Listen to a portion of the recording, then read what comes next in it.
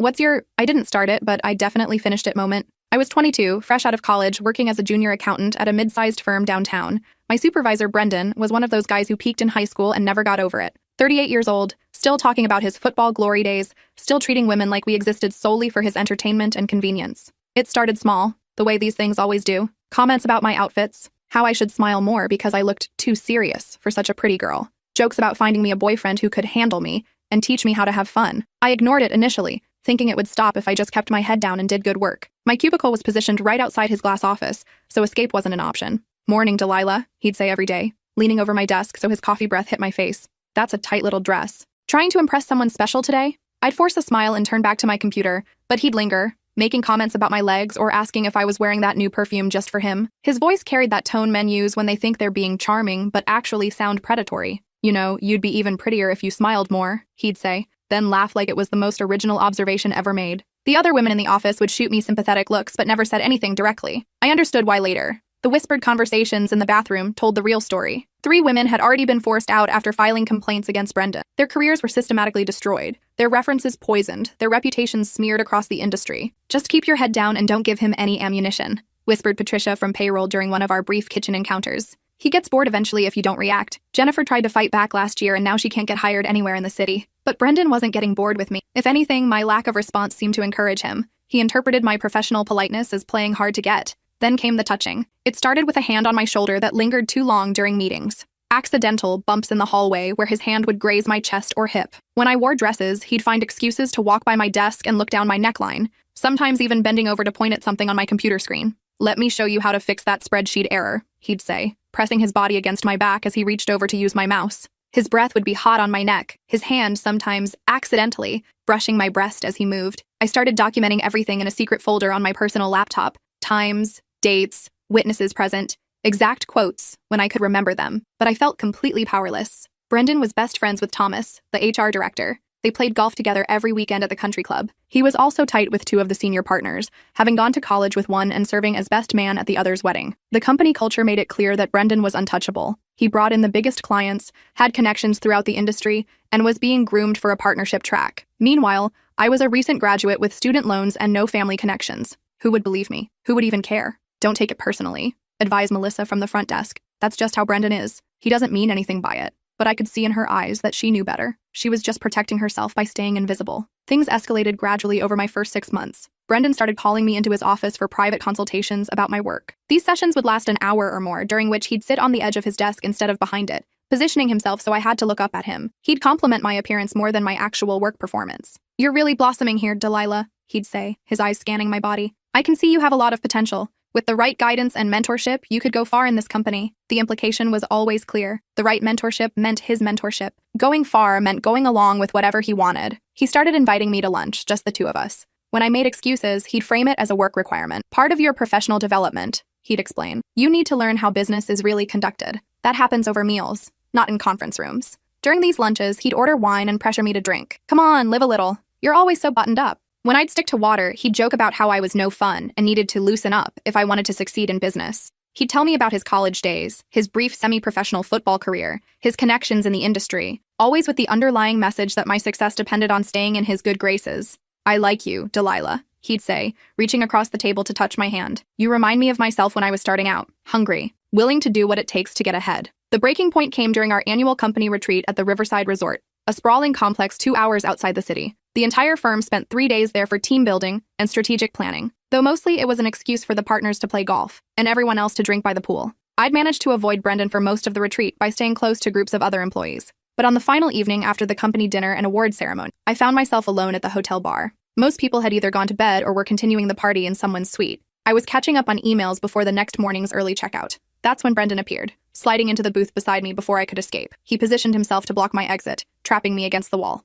I could smell the whiskey on his breath, see the glassy look in his eyes that meant he'd been drinking steadily since the dinner ended. Well, he said, his voice thick with alcohol. "Look who's hiding out here all by herself, working even on vacation. That's dedication." "Just finishing up some client emails," I said, closing my laptop. "I should probably head to bed soon. Early flight tomorrow." "Hold on there, speed racer," he said, his hand landing on my arm to prevent me from standing. "The night's still young. We should talk." "About what?" I asked, though I already knew where this was heading. "About your future here," he said, his hand moving to my thigh. You know, Delilah, you could advance a lot faster in this company if you were more cooperative, more of a team player. His fingers squeezed my leg, and I felt sick to my stomach. I think I am a team player, I said, trying to keep my voice steady. My performance reviews have been good. He laughed, a sound with no humor in it. Performance reviews? That's cute. You think this business is about spreadsheets and client reports? It's about relationships, sweetheart. Personal relationships. His hand moved higher on my thigh, and I tried to slide away. The booth was too narrow, and he was pressed against my side, using his body weight to keep me trapped. I think there's been a misunderstanding, I said, my heart starting to race.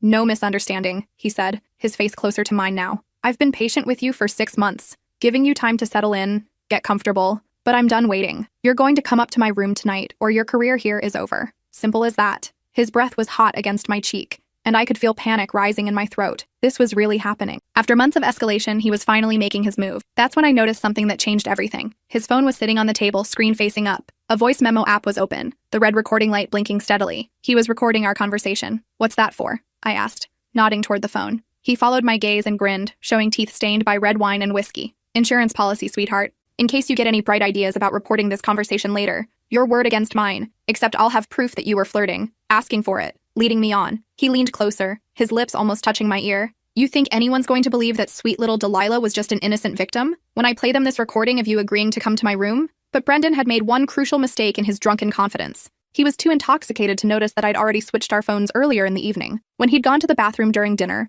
I'd seen him leave his phone on the table. On impulse, I'd swapped it with mine. Our phones were identical models with the same black protective cases. The phone currently recording on the table was mine, which I'd immediately set to airplane mode. His actual phone, the one with all his contacts, photos, and files, was sitting in my purse. You know what? I said, forcing my voice to sound thoughtful rather than terrified. Maybe you're right. Maybe I have been too focused on just the work side of things. His grip on my thigh loosened slightly as he smiled with satisfaction. Now you're talking sense. I knew you were smarter than you let on. For the next 25 minutes, I let him talk, and talk, and talk. The alcohol had loosened his tongue completely, and his arrogance made him careless. He detailed exactly how the system worked at our firm, and apparently several others in the city, which managers were involved in the network, how they selected targets, what happened to women who refused their advances or tried to file complaints. It's not just about sex, he explained, his hand still on my leg, but his focus now on bragging about his power. It's about control, about knowing your place in the hierarchy. These young girls come in thinking they're going to change the world with their degrees and their ambition. Someone has to teach them how things really work. He named names,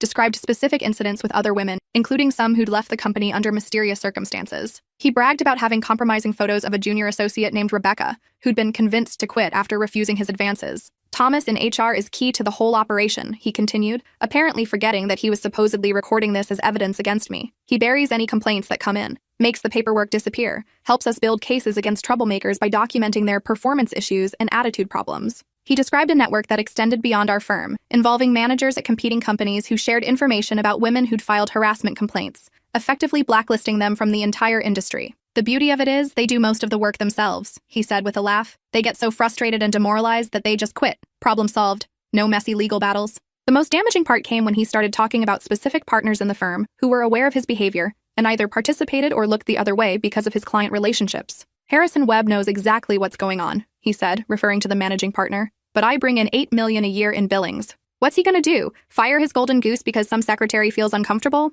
By the time he finally passed out in the booth, his head lolling back against the leather seat, I had 25 minutes of the most incriminating audio I could have imagined. But that was just the beginning. Back in my hotel room, I connected his phone to my laptop and discovered something that made my hands shake. Brendan had been recording voice memos for months, not just with me, but with other women. He thought he was creating insurance against false accusations, but what he'd actually done was document his own crimes in exhaustive detail. The phone contained 47 different audio files. Some were recordings of conversations with women he was harassing. Others were him talking to himself, planning his approaches, celebrating his successes, complaining about women who'd gotten away. In one particularly vile recording, he described in graphic detail what he'd done to Rebecca, the junior associate who'd quit. In another, he talked about photos he'd taken of women without their consent during company events. There were recordings of phone calls with other managers, coordinating their efforts to push out problem employees. But the most shocking discovery was a folder of photos and videos. Pictures taken up women's skirts during meetings. Photos from the company Christmas party where he'd drugged women's drinks and photographed them in compromising positions. Videos recorded through the office windows of women changing clothes, thinking they had privacy. I spent the entire night downloading everything to multiple external drives and cloud storage accounts. By dawn, I had copies of nearly 6 months of evidence documenting a systematic pattern of sexual harassment,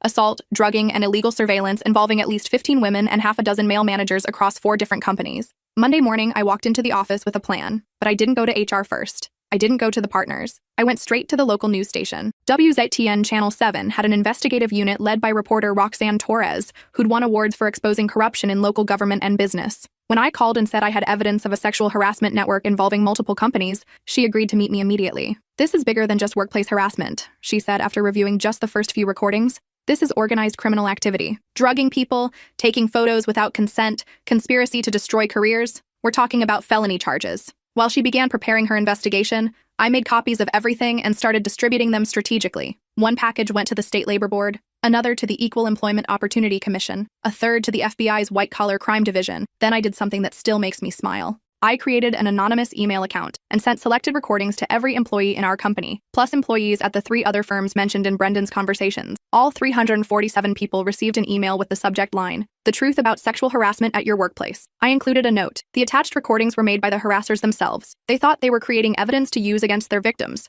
Instead, they documented their own crimes. If you've been a victim, you're not alone, and you now have proof. Tuesday morning, I walked into work to absolute chaos. The parking lot was full of news vans. Police cars were parked near the entrance. Through the glass doors, I could see people in suits who definitely weren't employees walking around with badges and briefcases.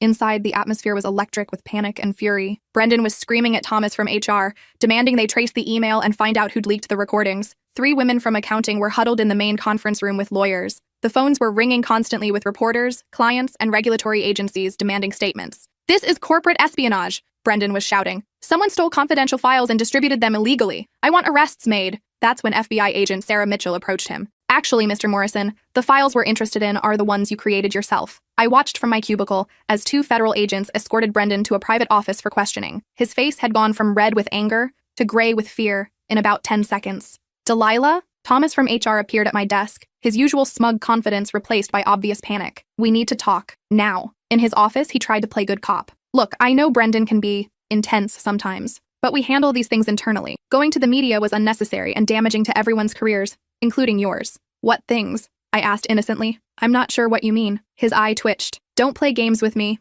I know you're behind this somehow. The timing is too convenient." "Behind what?" I continued. "I came to work like any other day and found the office full of FBI agents. Maybe you should ask Brendan what he did to deserve federal attention." Before Thomas could respond, Agent Mitchell knocked on the door. "Mr. Thomas, we need to speak with you about your role in suppressing harassment complaints and destroying personnel files." I excused myself and returned to my desk, where I pretended to work while watching the drama unfold around me. By lunchtime, 4 more employees had been taken for questioning, including 2 senior managers whose names had appeared in Brendan's recordings. The news story broke that evening during the 6 o'clock broadcast. Roxanne Torres had worked around the clock to verify the recordings and gather additional testimony. Her investigation revealed a network of sexual harassment spanning 6 companies in the metropolitan area, involving over 30 women and at least 12 male managers. These recordings, made by the perpetrators themselves, document a systematic campaign of sexual harassment, assault, and career sabotage, Torres reported. Federal investigators say this may be the largest workplace harassment conspiracy ever uncovered in this region. The story included interviews with 5 women who'd been targeted by the network. Their faces were obscured, but their stories were devastating. One woman described being drugged at a company party and waking up with photos of herself being circulated among male managers. Another told of being forced out of her job after refusing sexual advances, only to find that she'd been blacklisted from other companies in the industry. By Thursday, the story had gone national. CNN picked it up, then the major networks. The hashtag recorded evidence started trending on social media as women across the country shared their own stories of workplace harassment. Our firm's stock price dropped 60% in 3 days. Major clients began canceling contracts. The state attorney general announced a formal investigation into the entire industry's hiring and promotion practices. Friday morning, I was called into the managing partner's office. I expected to be fired, sued, or worse. Instead, I found Harrison Webb looking like he'd aged 10 years in 1 week. "Miss Delilah," he said, standing when I entered. "I owe you an apology. A profound, personal apology." He gestured for me to sit, then surprised me by taking the chair next to mine rather than staying behind his imposing desk. "I've spent the last 3 days listening to those recordings," he said, his voice heavy. "Hearing my company described as a hunting ground, hearing about crimes committed in our offices with our equipment during company time. I'm ashamed that this happened under my leadership." He explained that the firm's board of directors had met in emergency session and voted unanimously to implement sweeping changes. Brendan and Thomas were fired immediately, along with 4 other managers. An independent firm would handle all harassment complaints going forward. Sensitivity training would be mandatory for all employees, starting with senior management. "We're also promoting you to senior accountant, effective immediately," Webb said, "along with a 50% salary increase and a position on our newly formed ethics oversight committee. It's not enough, and it doesn't undo the harm that was done, but it's a start."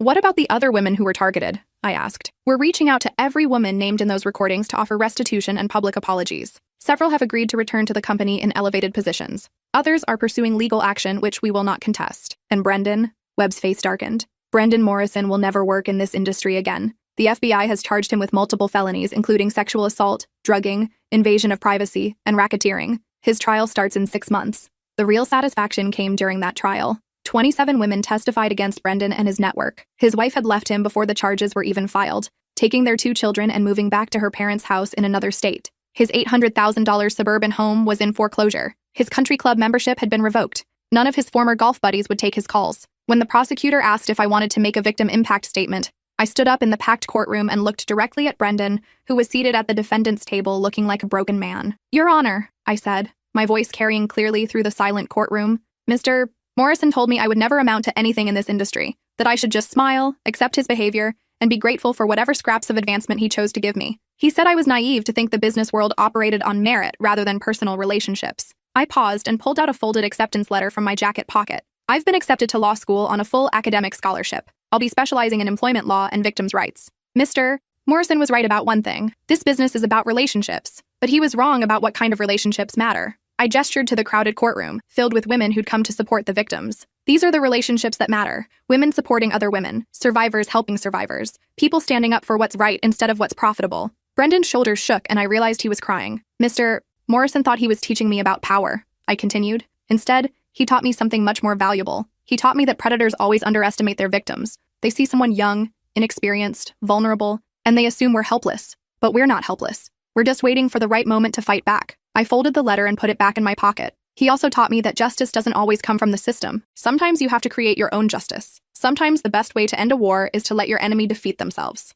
The judge sentenced Brendan to 5 years in federal prison and ordered him to pay $2.3 million in restitution to his victims. Thomas received 3 years for his role in the conspiracy. 6 other managers across the 4 companies received sentences ranging from probation to 18 months. As we left the courthouse, Roxanne Torres, who'd covered the entire trial, approached me. I'm writing a book about workplace harassment networks and how technology is changing the game, she said. Would you consider writing the foreword? The book, titled Recorded Evidence: How Predators' Own Words Brought Down a Harassment Network, became a bestseller. My foreword opened with the line, "The most dangerous moment for any predator is when they start believing their own lies about being untouchable." 3 years later, I graduated law school at the top of my class. Roxanne had left journalism to become my business partner, and we opened Torres & Associates, specializing in employment law and workplace harassment cases. Our first major victory involved exposing a harassment network at a tech startup, using the perpetrator's own Slack messages and recorded Zoom calls as evidence. The firm where I'd worked as a junior accountant was now held up as a model for how companies should respond to harassment scandals. Harrison Webb regularly spoke at conferences about the importance of believing victims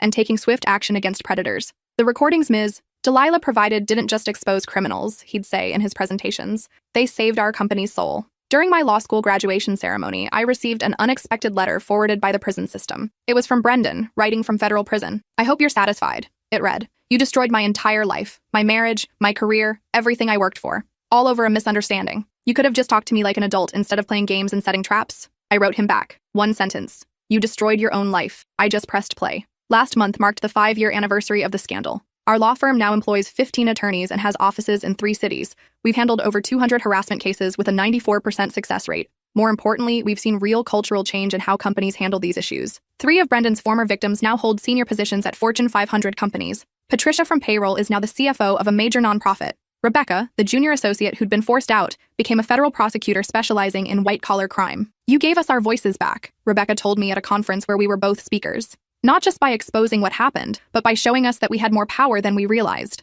I still keep that original recording on my phone, though I've never had to use it again. Not for legal reasons. The case is long closed. I keep it as a reminder of something important. Predators count on their victims staying silent, staying scared, staying isolated. They see someone young, inexperienced, vulnerable, and they assume we're powerless. They think they can control the narrative, manipulate the evidence, and use their positions of authority to silence anyone who threatens them. But they always forget one crucial detail. Their biggest weakness is their own arrogance. They can't resist bragging about their power, documenting their conquests, building monuments to their own cleverness. Brendan started a war he thought he'd already won. He had all the advantages: age, experience, connections, institutional support. He controlled my career, my references, my future in the industry. What he didn't control was his own mouth. Sometimes the best revenge isn't getting even. It's letting your enemy destroy themselves while you document every word. Sometimes justice doesn't come from the system. Sometimes you have to record it yourself. And sometimes the most satisfying victory is when your oppressor realizes that they handed you the weapon you used to defeat them. Brendan thought he was teaching me my place in his world.